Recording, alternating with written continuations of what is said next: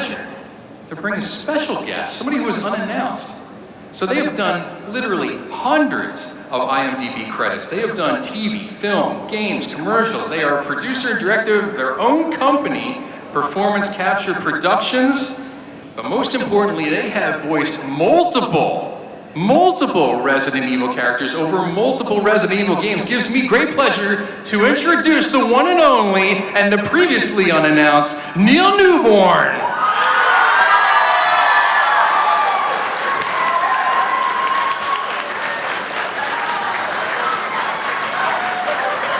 Time, give it up!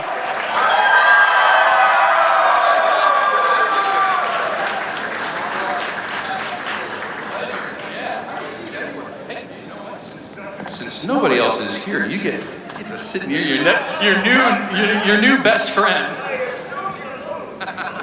How's it going? This is. Yeah, no, you're actually helping out a lot because I was about to have a coronary. You ever have a party and you think you're the coolest person in school and you send out the invites and nobody shows up and you're sitting there and you're like, okay. This is the mic on?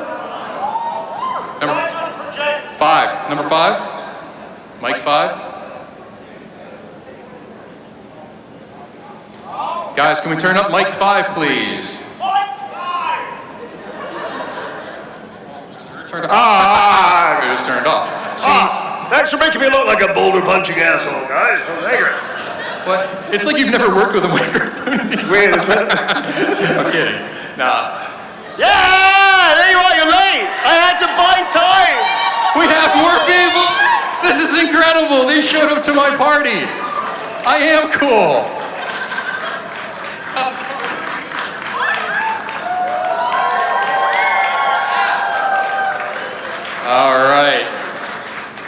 All right, so we'll do a quick introduction while they do their quick introductions. We have with us today, we have the voice of Claire Redfield. Again, this is Stephanie Panisello. We have Lady Dimitris herself and winner of multiple industry awards. We are pleased to introduce the one and only Maggie Robertson.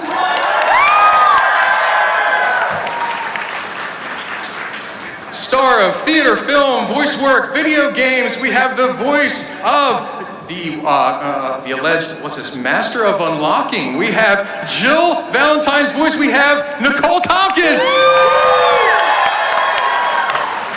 And last but especially not least, we have the Emmy-nominated gentleman from over 100 commercials who has also voiced work in Dead Space, Life is Strange, Madden NFL, and also is the voice of Leon Kennedy in Resident Evil, the one and only Nick Apostolides. Yeah, you said it right. I said it right. Yeah. I said it right. Extra points. How's everybody doing? Everybody's mics are on? Yeah. Hi. Awesome. Maggie, you here? What? That's a no. There we go. Were you talking to me? We were talking What was to the you. question? I had a question, I think the audience would know. What were you doing? I literally had to come in and gate crash your panel. Because Why are you looking only at me when you say this? We were all late. We are so happy to have all of you. This is incredible. So, right off the bat, we have to ask, this is your very first TooManyGames, correct? Yeah. Never been here before. This is awesome. Guys, one more time, big warm welcome to our guests here for Resident Evil.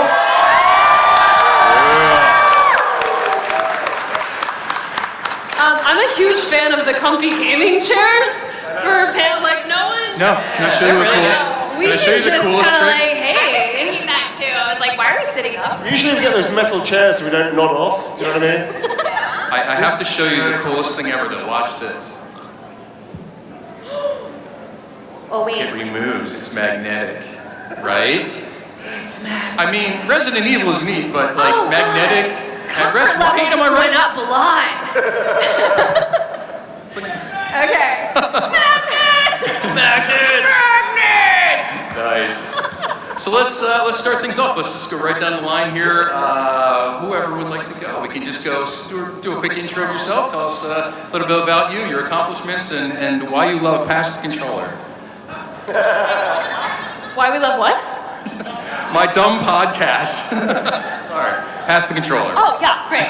I'm ready. She was paying attention. She's like, I'm not signing on for anything. She's like, Neil? What? You've already introduced yourself, huh? Not at all. I was All your barely accomplishments, aware. please. It's going to be a while, everyone sit down. Hello, my name is Neil Newman. I'm an actor, director, producer. I've been working in community games for 15 years, doing full performance capture, stunts, combat, and all the rest of it. I've been unlucky enough to have done 6 projects with this one over here, but I've been very lucky enough to have been worked in franchises like Resident Evil, Baldur's Gate 3, Planet of the Apes, Detroit Become Human. And He also forgot to mention multi-award-winning BAFTA-nominated actor Neil Thank you Newman. very much. Yeah, I was also lucky enough to be that. And I'm privileged enough to be asked here as well with my family, which is really cool. Thank you. nice. Hi, I'm Nicole Tompkins, and I endorse Pass the Mic. No, please don't endorse us. We're not What's worthy it? of that. What's it called? This lovely person's podcast. Should check it out.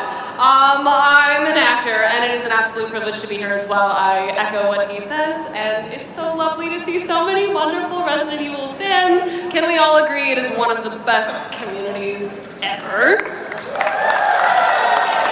Yeah, and I'm here with some of my favorite people, and I also work in film and TV and video games and PCAP and the whole joy, and I've done a lot of work with this one and these humans over here, and can't wait to get to Maggie because she's one of my favorite people in the whole planet, and she's being incredibly distracting. But first, can you please meet my personal favorite female character from the Resident Evil franchise? Stephanie Panisello as Claire Redfield! Hi, thank you. Hi, everyone. I'm Stephanie Panisello. For those of you guys that are Spanish speakers, I'm Stephanie Panisello. I feel like that's necessary because these days I also voice another character in a different scary franchise in Texas Chainsaw Massacre as Maria Flores. So you guys might know me as Claire Redfield in the Resident Evil 2 franchise these days so I got to work with Nick over here on Resident Evil 2 Remake. Also, we came back again with Resident Evil Infinite Darkness, and then with my girl here for Resident Evil Death Island. And then if any of you guys are Genshin fans as well, you guys might know me as Shenyun or Cloud Retainer. One is most impressed. Or, I don't even know, there's a million things. Marvel's What If, a bunch of other things. So, a lot of voiceover, motion capture, all of the good stuff. And, which by the way, a bunch of us also stream as well, so you guys may even know us from there. So, happy to be here and so in love with our community. We are so blessed, and you guys have been incredibly welcoming since day one. So thank you so much for accepting all of us people, especially all you OG fans that were probably concerned about it at first. Thank you for accepting us here. What is the chaos that's happening here? We're having some trouble. Maggie Robertson, the chaos happening here. You've discovered levers on your seat, now you can't get it back. Levers? Hey everyone. I'm Maggie Robertson. It's like a dentist office over there. Yes, It's a lever. We invented. It comes from Latin. It's a lever. It's a lever. I would call it a lever. I know you would Excuse me, kiss it's my turn to speak. Oh, Yeah, I'm so sorry. Did you want that attention, Maggie? Leave her. Did you want that attention, Max? It's a lever. Anyway, so firstly, I've discovered that these armrests are also magnetic, and that's super cool. No. So at first I thought I broke it. Very pleased to find out that it is in fact magnetic. All right, I'll be a respectful human now. What are we doing? I'm Maggie Robertson. Hi, thank you to whoever started that.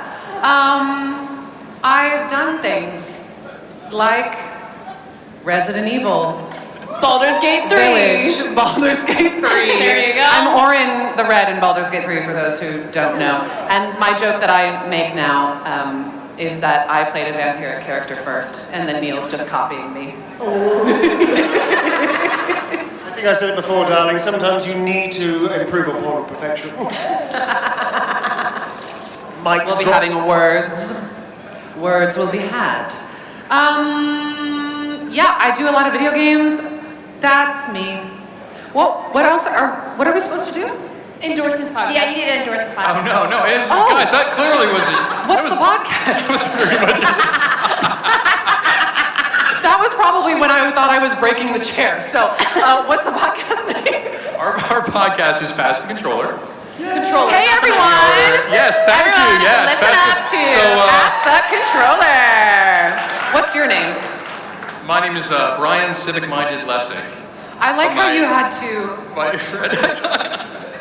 amp up. I don't get asked by Lady D many questions, so I get a little flustered. Sorry, but yes, my name is Brian. You can call me Civic-Minded. My co-host right there is the Smoke, and we have a couple other members throughout the crowd there. We don't mention them until tomorrow. Anyway, hello. Obviously, you can tell we kind of hijack most. I love it. Most situations. Well, I hijacked this whole thing because I'm not even supposed to be doing this. You're I killing just it. saw that there was a mic on this. We're working today, man. This is me trying to get voice work. I figured you would know some people, you know what I'm saying? All right. Hey, Nick, who are you? Last but not least. It's been so long, it's been so long I forget the question. What? Tell them about yourself. For Jesus' sake. Listen. Maggie is also a musician, and she's going to be featured on my new rap album coming out. I don't know why she's laughing, because we've talked about this. You want to give them a little sample? Dad joke coming. Nikki Dead Hands? No, I don't want to spoil anything. Nikki No Knuckles? I don't want to spoil it, but Ice cream may or may not be involved. yes. Ooh. Maybe. Anyways, my name is Nick Apostolides. I do a lot of creative type things, but you probably know me from this franchise here as Leon Kennedy in RE2 and RE4, and also Infinite Darkness. So I'm just here to be with my family up on stage here and hang out with you guys. Are we having a good time? All right, guys, thank you so much. That was awesome. Now we know a little bit more about you. I have a bunch of Back to you, geek-out Brian. questions that I know. This is your only time to speak, and then it'll be another 20 minutes. I know, right? It'll become madness again. Enjoy it, man. You are so blushing right now. Before you all came up on stage, we were kind of vamping in the crowd here a little bit, and one of the things I had said is a reference to the original Resident Evil game, which everybody remembers as a great game, right? But one of the things that everybody kind of stands out in their memory is some of the voice acting was, you know, for its time, since it was a new thing in video games, some of it was a little rough, you know. Jill, Master of Unlocking, I hope that this is not Chris's blood, stuff like that. So, you know, the deliveries were just maybe not up to what we've come to understand and love over the course of the past 25 years. So, here's my question. So, when you look back over sort of like the trajectory of this franchise, is there a sense, how do you feel about how you've helped to mold what the game has become? Because honestly, each and every one of you does a fantastic job, really brings the characters to life. What sense of pride do you have in that? What sense of ownership? I think, especially because many of us have stepped into roles that were iconic before we ever had the opportunity to touch them. There's such a legacy of this entire franchise, and it is so special to meet the fans that have been fans since the 90s and come up and are like, wow, I really, really love your version of this character. And I won't speak for my other peeps, but I feel like we all definitely have deep respect for sort of what came before, even though it was very different and sometimes cheesy or a different energy and genre. We got to step into these roles in a rather kind of cinematic version and cinematic take. So we had creatives that were also incredibly passionate about the franchise, guiding and kind of giving us the guidelines of like, hey, I'm gonna bring my flavor, and I'm also gonna be in the genre of this style. And when people come up and go, well, I really like the original, I say, and you still have it, and I'm so glad, because so do I. And it was such an honor to get to kind of like play around in this grittier, but there's still so much humor and heart, I think. It just is pervasive throughout the series. Good job, Nikki. Thanks. Yeah, it's absolutely true. Like, I feel like, you know, you can't really compare two different types if you're doing remake to original. Like, there's a reason why we were able to do it, and it's because of the originals.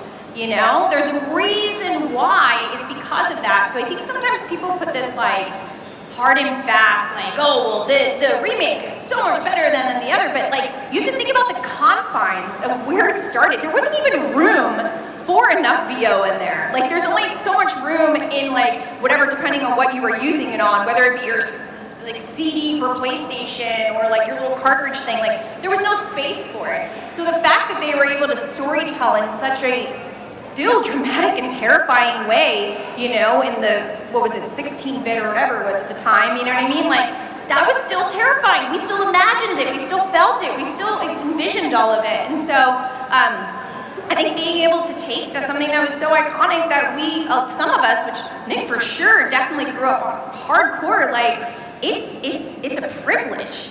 It's a privilege to play some iconic characters, you know? And to be able to have given that free reign to make it our own is beautiful. And for you guys to open your arms to us and say, hey, I accept your version too, and I really love it, and you gave me extra, that's a big freaking deal. What are we doing here? There's a massive screen, and I just realized. Yeah, I shouldn't have sat next to Maggie.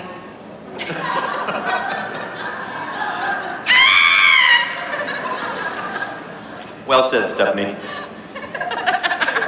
Some of us were listening. I hope you guys were listening. No.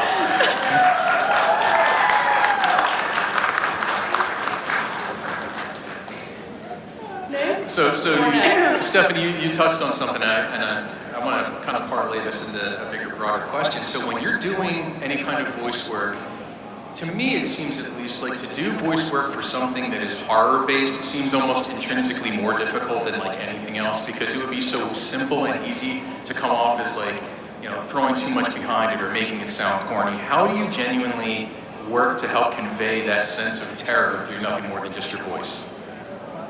Well, can I add something to that? Absolutely, oh, sure, yeah, absolutely. Because it wasn't just voice for us. What? The physical part, too, we're getting to that, absolutely. Yeah, but that's also part of that question, though. Yeah, okay. So that's the thing about, like, because you did a full performance as well, right?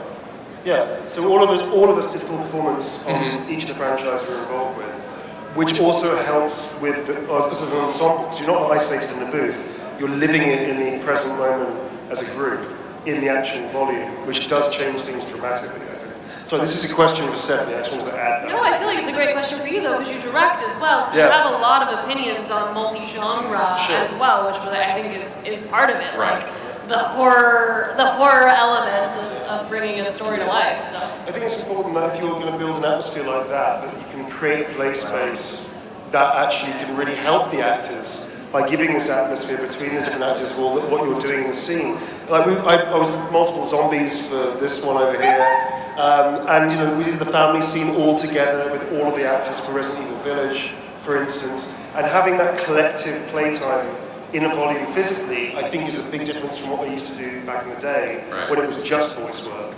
That would have been harder for them, I think, to have conveyed that kind of story, where for us I think it was easier because we had each other to play with as actors in the volume, and we can create that sense of horror together with a lot of fun, whereas when you're doing booth work, you're usually alone. So to do that kind of work is a lot more challenging, I think, and that takes a steady hand from a director, but also takes a really good, solid idea and a good actor to be able to fulfill that. So sorry about going. Yeah, no, that's awesome. I was going to get to the mocap part because I think it's interesting that there's still that physical aspect of it where you know that you have to be so much in tune with your character, move how they move, talk how they talk, react how they react. A couple years ago, we had a very similar panel with the cast of Red Dead Redemption 2, which was awesome. Exactly. And it was one of those things where you really saw that chemistry come out even more because they were really in the scenes together. So with something, again, sort of to circle back, because I guess what I'm looking for is when you have such great chemistry together and you clearly have a bond, dare I say even a friendship, except for one. Okay. Does that make Nobody it? we don't like these people. Does that make it easier to get into a scene, or is that like a little bit harder because Easier. Easier. Because you start trusting friends. I think that trust means you can play more as well. So yeah, I mean, you guys, obviously you have a friendship and also a working relationship. And especially so I directed this one in a game called Deliver Us Mars. And Nicole and I can speak very directly with each other if there's like an issue that we need to work through, without worrying, am I going to upset this person, or is there an ego involved? It's just like, okay, what's the problem? Okay, let's work this solution. What do we need? Okay, let's try that. Da, da, da. So I think to work with friends is always the ideal, because you get that trust element very easily, whereas if you're working with strangers, you can still have the trust element, but it's a big leap of faith. Sure. thing. So yeah. Sure. I think a lot of people here became friends really fast. Some of us haven't even worked with one another. I have not worked with everybody. I've worked with 2, but I haven't worked with you 2. But it doesn't feel that way, does it? It doesn't feel that way at all. At all. I feel like the day that we go, we all hopefully work together one day. Like, it would just be easy. It would just be easy. So going right down the line, just a question for each of you. What is your favorite thing about what it is that you do? Telling stories. I mean, as a gamer, I'm 40, but I've been playing games for 35 years. Started with Atari back in the day. Any Atari people? Come on now, show your age. Yes, okay then. And so now to just be able to be a part of the collaboration effort and to create my favorite hobby with these developers. Capcom's been my favorite developer since Mega Man days. And so, to work with them is a dream come true, and now, the fact that they care about my input, that means everything to me, So that's what I like most, is that I can help create the memories of, like, my childhood, you know what I mean, for new generations. And old, Nice. Thank you. Oh God. I love performance capture specifically because it is so reliant upon imagination in order to make it feel real. And for me, what that does is it takes you back to the root of, I think, why we all wanted to be actors anyway, which is the sense of play. And you get to have kind of that childlike sense of wonder when you go into the volume. And there's nothing that... Don't just have to add that. Yeah. There's nothing there to help you tell the story except you, yourself, and you. So, no props, no... Hi. I just wanted to make sure you moved your mic so that your tattoo was showing off while you, because right now your the mic's like in front of it, and I require.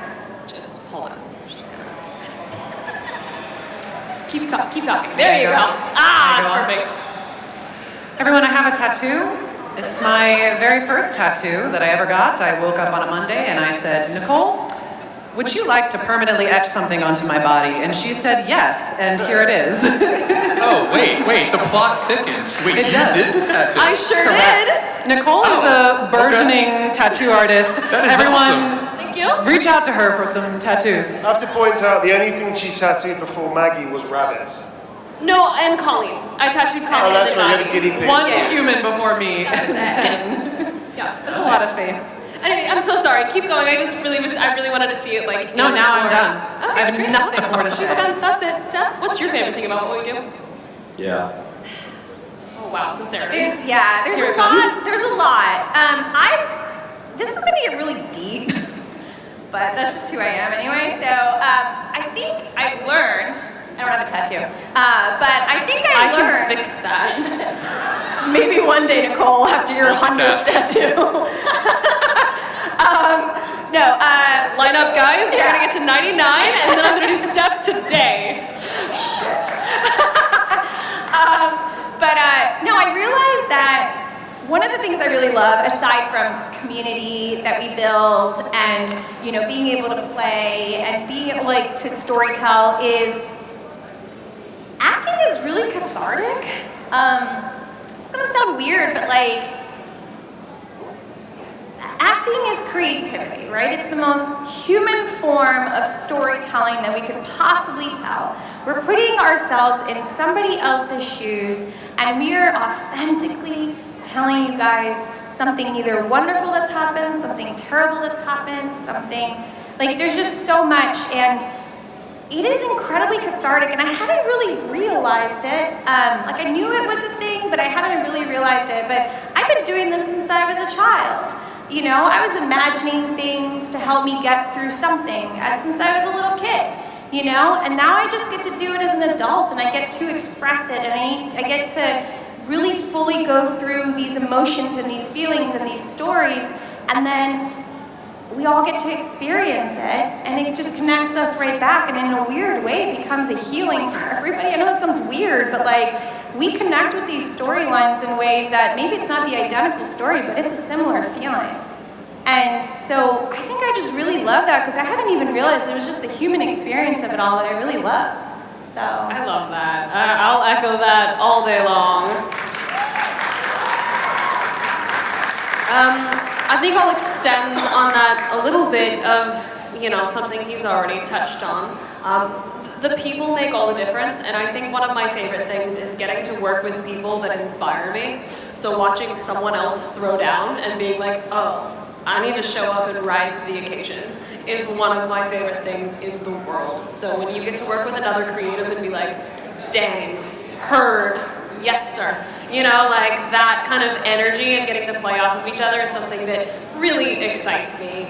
And then genuinely, the people's stories that come and like the number of people that come up and will tell me their story or what a character meant to them. Maggie said this before and I love stealing it all the time, which is that once we've done the roles and gone through the storytelling process and the art, once we've done that, really the role isn't really yours anymore. Instead, we get to give it to you. And so once we've done our job, like it's now yours. It's out there in the open, and the way that you interpret and bring it back and tell those stories. Oh, I'm still going. It's done. Oh, okay. it's done. But know that I said that first. So the way that you take on those roles and then bring it back to us and go, this was so meaningful, or I found this, like I learn things about these characters from fans all the time, and I go, wow, I didn't even, like, oh wow, you're deepening my understanding in magical ways. Okay. Wow. I like that little improv. That was really cool. We're professionals. Yes, you are. Yes, you are. Highly Very cool. trained. Neil?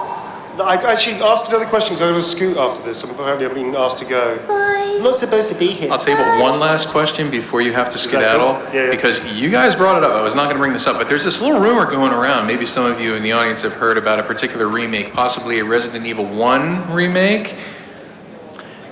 Don't look at me like that. They know. Don't they? Do you not know? Do you understand how our line of work works? We know nothing. You need to call your agents as soon as you get off the stage. Ever. We are And the when last we know people. something, we still know nothing ever. We never know anything. We're just actors. The word on the street right now is that they are going to go back and remake the original Resident Evil game. That would be cool. So hopefully, God willing, we see you all as part of it. I think that would be really awesome. Anyway, do you have to go? Can you stick Yeah, around? I'm being dragged back. So I can do one more question. I understand. I can do one Sure. more question. Okay, one more question. Okay. Oh my God, pressure's on. Okay, how about this? You own your own company and you do this now on a more professional level from the top. So when you work with budding voice actors, with people that do their motion capture, things like this, what kind of advice do you give them? What kind of tutelage and direction do you think is best for them to receive? Oh, that's a great question. Tutelage. Yeah. So we've got any actors here, by the way? Yeah? Can you put your hands straight up? Hello, actors. You've made a terrible choice. But if you need to do it, can you Neil do it? Newborn, everybody. Yeah. I'm joking. I'm joking. So the bottom line for the work that we do, I do film and television as well, but I also used to do theatre, now I do mainly performance capture. If you are studying, or even if you finished your studies, it's a lifelong craft. For performance capture and for voice, you need to study theatre, film and television. Study all of it. Don't just go, I'm a voice actor, that's all I'll do. I actually don't like the term voice actor, funny enough. I think it's a little derogative in terms of it's misleading. Because I think people need to just get into the mindset of, you're an actor, you should be able to do everything. Whether you get to work in everything or not is immaterial. Because if you train in theatre, you'll understand how to take the stage with very little props around you, how to own your centre, how to be able to take command of the stage and use your imagination to fill in all the blanks. If you're a film actor, you understand about camera positionings or possible movements of cameras, how to play the story intimately. Because in performance capture, and also in voice, everything is a close-up and a wide simultaneously. So I think theatre and film, in the middle is performance capture. And voice work in a way as well. Because you have that intimacy, you need to be able to build character, you have to have a useful body that you can connect to. Doesn't mean, by the way, body size doesn't matter in performance capture. It doesn't make a difference what you look like in terms of the size of you. So you're telling me I have a chance? I'm telling you, you got a chance, kid. It just has to have a useful body. So you need to be connected to the body. You need to understand characterization, how to create a character that has habits and all that kind of stuff. And that comes from theatre as well as film and TV. But if you only have one or the other, you're going to miss out on the opportunity that a role can present you. The other thing I would always say that people, when I audition actors, I haven't auditioned you actually. When I audition actors, I want them to treat the audition as the job. I don't want them in there going, I really need this, or I really like it, I really want the job. I don't give a shit about that. What I want is people go, this is the job, here's my work, I'm going to give you everything I've got. I don't care whether or not there's anything beyond that because this is the moment to live in. And if I see that, somebody coming in not with arrogance, but with confidence of, I get to work right now, this is my job, let me show you my idea, then great, I'm excited, I'm into it. There are no little roles, in other words. No, in mocap there aren't, because when I used to work with some of these guys, I was a supporting character, and I did 5 roles, and I was on every single day that you were, for instance. It's been so cool, honestly, just before we lose him, to watch. Neil's been doing this for 7 gazillion years. So while he's got a huge line now, he did years and years and years of the most amazing work and characters and all of these things that never were appreciated in the same way as being a Starian. So it's lovely to now have that level because, I mean, he's just done everything under the sun, and that kind of work ethic is what keeps you alive, because this is not about fame at all. It is about craft work, and I can point to so many zombies in RE3 that are all Neil Newman, just dying. I played Zombie Brad! Yeah, you did! The Zombie Brad! Honestly, guys, his resume is the only one with chapters that I know of. Just saying, look him up. You'd be surprised. My showreel is disgusting. It's like amazing. But I mean, winding back to the actors in the room, anybody that's aspiring to be a voice actor, drop the voice bit. Just be an actor that does voice work. Study everything. And I still study. I still go in the studio. I've got a teacher, Giles Foreman. I studied method work, went to Laban work, Malcolm's work, Meisner work, community art, mask work, animal work, on and on and on, including doing martial arts and all other stuff as well. I don't believe in stopping the craft work. It's always learning. And if you can do that mentality of, here's my work, they think I'm good enough because they gave me the audition is the job, try and learn as much as you can, then you're in a good place. And then you're also not in competition with anybody else. It's you showing your work to them. And if they like you and you like them, by the way, it's a double thing, yeah? If you want to work with them and they want to work with you, if that gels, you're going to have a great time. Because then when you turn up on set, you've got nothing to prove, you've just got the work to do. And all that insecurity nonsense, people act out with ego, that just isn't there because you're just having fun. Because it's supposed to be fun. Bye, Neil! That is awesome. Neil Newborn, everyone, thank you so much. All right.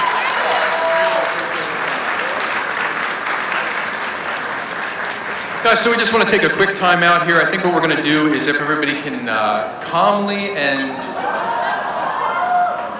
Yeah. I didn't get to the good part yet. Oh, something else happened. If everybody can make start to form a line right behind my associate here, the smoke, right at that microphone, what we're going to do is we're going to do a question and answer period. Think of some good questions. Keep them brief, please, to the point, and we're going to get through as many as we can in the remaining time that we have. So, we look like we have somebody that's already ready. Preferably yes or no questions. Yeah, or multiple choice. You know, multiple choice. If I can answer it with a magic 8-ball. And remember, Sorry, not this time. Remember, make sure your question is straight to the point. Not a lingering question, not a 25-minute question, a question. Okay? If you don't, I'm going to correct you. Okay? First victim, come on up. No pressure. All right. First Resident Evil game. That we played? Yes. Resident Evil 2 original. Same. Nice. I gotta be honest, I played RE3 Remake first. LOL. I played my own game. Technically, I've never played a Resident Evil game, so TBD. All right. Great question. Awesome, that was great. Nick? Also, Nicole, you're almost a kill sandwich. Jill sandwich. Oh, no. It's all my fault now. I didn't pay attention to the schedule. So, quick question for you guys. You guys do the motion capture and it's awesome, but I don't think I've ever heard you guys talk about, like, do you guys also do the motion capture for the death sequences, which are like a big deal in Resident Evil games when the character gets killed, zombies impaled, like they can be some pretty gruesome deaths. Do you guys do the mocap for that as well? That's a good question. Most of the, you mean when someone's killing you, they do death animation, cutscene in other death words. animation? Yeah. Biting the neck, all that No, stuff. I don't think anyone here has done those, but we have to do the facial capture for that, and so the body is kind of pre-animated because of the violence, right, and the movements, but we will record the face and the voice to match that, and then they stitch it all together to make it brutal. Yeah, so we technically, another thing too, which Neil was talking about, when people think like voice over, and they'll be like, oh yeah, but do you do any real acting? I freaking hate it when people say that crap. So like, it's because we really are. So even when you're just doing voiceover, we are physically moving our bodies, contorting ourselves to create that. So although we don't have the motion capture for it in that essence, because I don't know where you end up getting us killed through, we couldn't possibly get the physics right every time. So yes, we do get all the other physicality of it there. Right, because if you're getting choked, it could sound like this and go, or it could go, Nick knows this you know really what I mean? well. Like, that's the difference. If you guys know the story And that's here. why he was hired. All right, thank you guys. Good question. Come on up. So I want to ask, what is your favorite part about bringing these characters to life? Like if the voice acting, or like the physical motion capture, or even just seeing the finished result at the very end?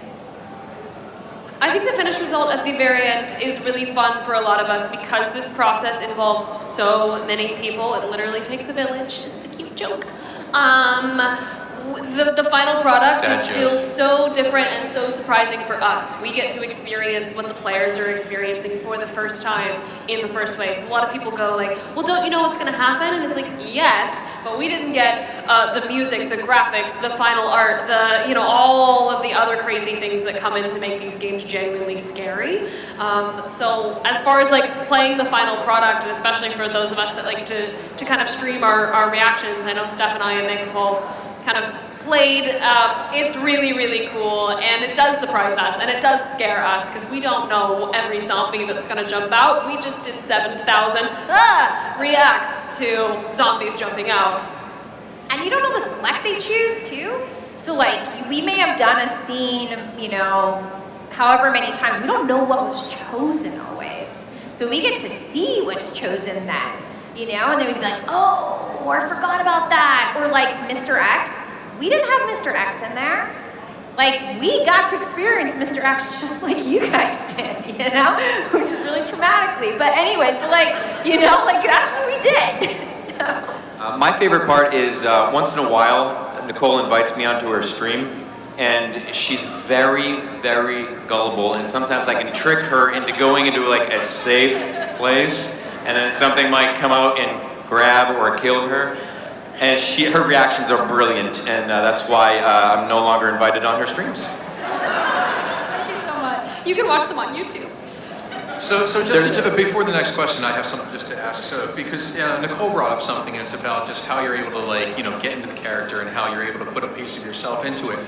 To what degree do the directors get involved with honing you, or is it very strict, the direction you get, or is it kind of you're allowed to kind of feel out scenes and feel out the voice work and the character work? What kind of creative leeway do you typically get? Really depends on the director. Every job is different. Everybody works differently. So that's also part of putting in your 10,000 hours in advance as an actor, so that you are versatile and flexible enough to make those changes and to be able to do the work that you need to do regardless of what kind of direction you're getting, or being able to pivot on a dime. If the director's like, actually, we're going to take this in the complete opposite direction, then you're like, yes, and. So full stop. And as much of a goober as Maggie is, and we love, she's also one of the most professional, prepared, excellent, able to pivot kind of actors. As I have clearly demonstrated today, my professionalism But genuinely, is... we joke, and also there still is. You can feel it in Neil's severity as well, right? He has a lot of sincerity and a lot of passion, and that's echoed across the board here. Everyone here is very professional, and we show up, and of course we have fun. But first, you come with your work, and you know what your work is, and it's important to you, and you make it important. So, okay. Awesome. Good job, Max. Thank you. And I think the other thing too is I personally love to ask a lot of questions, which I assuming probably like some of us are, like I won't, like I'm a little bit of a pain in the butt because I'm like, why am I saying that? Why would she even say that? Like I just don't get it. You know what I mean? And if I don't like it, I will ask or question it, and then either we'll rework it or they'll let me kind of play with it, or next thing you know, like on 2, sitting down with the writer, and I was like, he's like, after a while, he's like, Stephanie, do you like this? Are you good with this? Do you want to change anything here? Do you feel like she would say this? Oh, this is awesome. You know, thank you for loving on me like this, you know? But that's the beautiful part is when you have that collaborative space. But again, not every director is like that. And you have to be able to go, okay, it's my job to take direction. And I have to be able to take that direction. And sometimes we have an idea of what we think it's going to be, and then when we finally listen to what that other person's vision was, we're like, oh my gosh, I just discovered something else in my character and I didn't even know it was sitting in there. So Because realistically, too, we have such a microscopic view of the big picture. So we really rely on the other creatives that are in that room with us to provide the macro view. And we trust them and we rely on them to help guide us to where our performances need to be within the context of the entire game because we have such a narrow field of vision. So that's part of why you have to be able to take direction and pivot.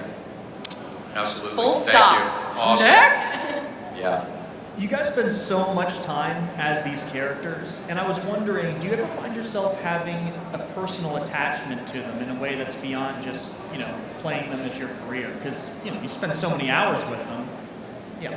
Of course, Leon has been one of my all-time favorite characters since '98, and so, you know, when I got the role, I was very excited, very happy. But then the pressure Which I think set is in. the coolest thing about Nick, because you guys, he's such a nerd, and he was such a Leon fan before he even booked Leon, and then for him to have this dream role come true is so exciting and so thrilling, and go on. Thank you. But stuff like this doesn't come around often for a guy like me, and so there was pressure. I knew the shoes that I had to fill. You know, I'm friends with just about every actor who has portrayed Leon in the past, and they're brilliant performers. So yeah, I understood the pressure, but now that I'm playing him, yes, it's very special. I just want to do him justice because I liked him so much, and now it's become something different because now we get to sit here and connect with you guys, like all fellow fans and everything. So it's kind of taken on like a different life after the games come out. So it's a whole different thing, playing them and then experiencing this together. What's happening? Is she making fun It was of me? an Aquaphor ad, and she was applying it, and I was like, that's definitely on screen. And Nick, not to put you on the spot here, but one of my other favorite horror franchises I mentioned before you came out here is Dead Space. Yeah, I understand Dead Space. you did some work with Dead Space as well. Do you remember which character that was offhand? Yeah, I gotta make a small correction. So I didn't voice characters in Dead Space. What I worked on is the vertical slice. If anybody doesn't know that, it's in early development. They throw some ideas on the table to see what a game is going to be like and feel like. And I got to portray Isaac Clarke for a few select scenes. Nice. Early on in development, and then some of those scenes actually made its way into the game. So I've actually did some mocap for the lead character, and yes, I've been playing Dead Space since it came out in I think 07, 08 or something like that. Yeah, 08. Really, if you guys like horror and haven't played Dead Space, it's like Resident Evil in space. Evil in space, exactly. Yeah, that's awesome. I geek out over that game too. That's one of my top 5, so I had to ask. It's great. Very cool. Awesome. Hi. Sorry. hi, Sarah. Hi. I'm a little nervous. I just got her more nervous. I'm sorry.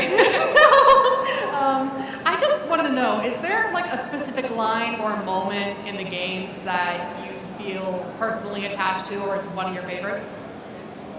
Bitch getting to swim.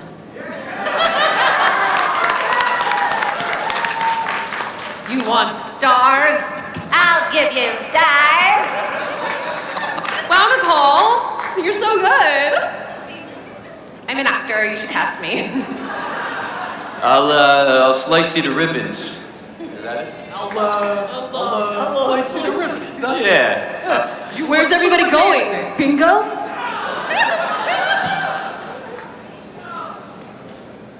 Come on up, Ken. Oh, hold on. No, wait. The party's still going. Hold on. We're brainstorming. So what are your favorites? What's your favorite? What's your favorite Claire? You stupid man thing. Even better. Nice. Yes. No notes. Next. Awesome. So, I was wondering, what game outside of the Resident Evil franchise that you played is like scared the absolute crap out of you? Alien Isolation, and I never finished. Excellent. Son of a gun, this freaking game, I was playing it and I got stuck on the part where the alien is murdering me, so I never even got to finish, and I was streaming it live, and it's forever a channel joke now on my channel. But anyways, I freaking hate it, but I also kind of wish I had finished it. Done. I'm such a little baby, so whenever they make me play horror games, so outside of Resident Evil, which I've played most of them at this point, many of them at least, I played Little Nightmares, and I think it's really scary. It's cute scary. Really scary. Yeah. For me, that's easy. The original Silent Hill.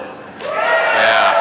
That, to this day, that was the only game that I've played. I don't know, I was 14 or something like that. I would play at night at like midnight, 1 o'clock, when everyone was asleep. I was downstairs in the dark. That's the experience I wanted, and that was the only game where I would get to a part where I had to open this door, and I did not want to see what was on the other side of it. And I would just shut off the console and run upstairs because it was dark, and that was the only game that did that to me. So I gotta give love, Silent Hill. If I may, I'm going to answer the gentleman's question too. I know he wasn't really asking me, but you did bring up Silent Hill, so I'm just going to, Silent Hill scares me, and Resident Evil scares me. Outlast terrifies me. That is, pound for pound, I think the scariest game I've ever played. Outlast, anyone? Have you played it? I did the trials. Yeah, that's, oh man, yeah, it's very, very scary. Awesome. Go ahead, next question. Next. Thank you everyone for being here today. I just have a casual question. What's the best or most complicated food or meal you know how to make or prepare? Ooh! I'm not a cook, so grilled cheese and tomato soup. Let's say 2 Greek dishes. Any Greek people in here? Nick is actually That's a no. Nick's an amazing so there's cook, a long though. list of It's really unfair. There's 2 dishes, spanakopita, which some of you might know as spinach pie. Anyways, that one's complicated, but there's even a more complicated one called pastizio. It's a Greek lasagna.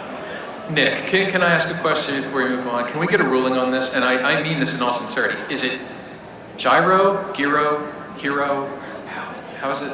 I'm from the Philadelphia area, so I hear everything. Is it? I'm just gonna say gyro. I said Gyro? Okay, you got it. Sorry, Nice. real quick, I still have to answer my food one, damn it. So I come from, my father is an executive pastry chef, so for those of you guys, I don't know if many of you actually have been able to eat my food yet, actually, now that I think about it. But 2 of the most complicated dishes. Whose fault is that, Stephanie? Yeah, actually. I don't know, we're all really busy. Where's our invites? Over for dinner. Sorry. Anyways, so I made a dark chocolate mousse cake with raspberries and a dark chocolate ganache. That is complicated to do. With a nice glaze over it, getting that shimmer is a big deal. And then I would say a paella is always, there's a lot of steps to get that rice correct and get every single thing in there, so done.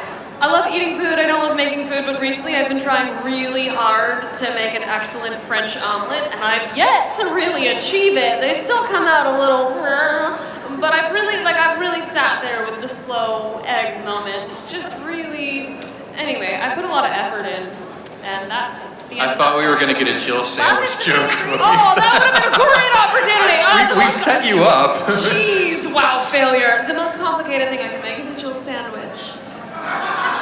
Okay, we got 3 more questions. All right, go ahead. Hi, I don't know if any of you are familiar with the classic Marvel vs. Capcom games, but because Resident Evil is technically part of Capcom, I gotta ask, if you had the opportunity to, who would your respective characters interact or fight against, whether it's like a Marvel or like a Capcom character, like a Street Fighter character, for example? I would like to take on Guile. Oh no, it's me. So Lady D Would she fight anybody, or would she have to fight the heroes? I think her and Hella, I don't know if Hella's in there, but she should be, and I think they would be bosom buds, and they could just kill everybody together. So she wouldn't be fighting her, but they'd team up, for sure. Yes. Claire, I don't know. I feel like she would just like to it would be like more just for saying that she's able to kick someone's ass. So probably Ken. I feel like she'd just be like, hey Ken, yeah, nice ripped up shirts. Let's see if you can back it up, kind of thing. They're both in red. I feel like Jill would take on someone that there's just no way in any reality she could actually win against.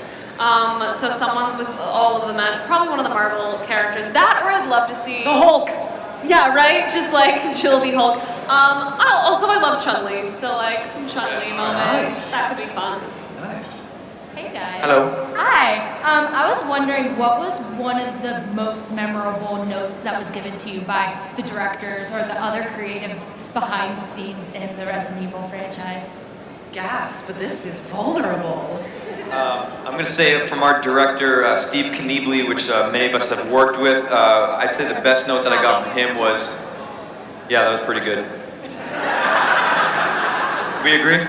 So that's about all you get. Steve's gotten nicer and nicer through the years, and I worked with him really early on, and you would know it was time to move on. The way that he would tell you a scene was good, and this was the note that I would get a lot, and I just had to kind of put a gauge and be like, all right, he'd be like, that'll work, let's move on. And I was like, oh, okay, great, I'm so glad. Go ahead. Mr. X. So, a lot of the lines in some of the original Resident Evil games, 1 through 4, obviously not all of them are going to be featured in the remakes or have been featured. What's the one line that you guys either wanted to say or wish you could have said in any of the remakes?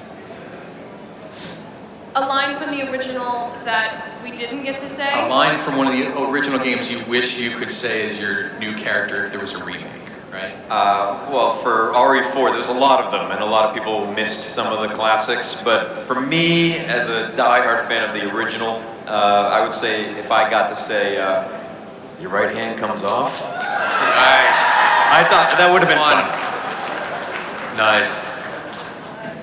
I mean, I said a version of it, but it would have been really cheesy, but I was okay with this line. But don't shoot! I'm a human!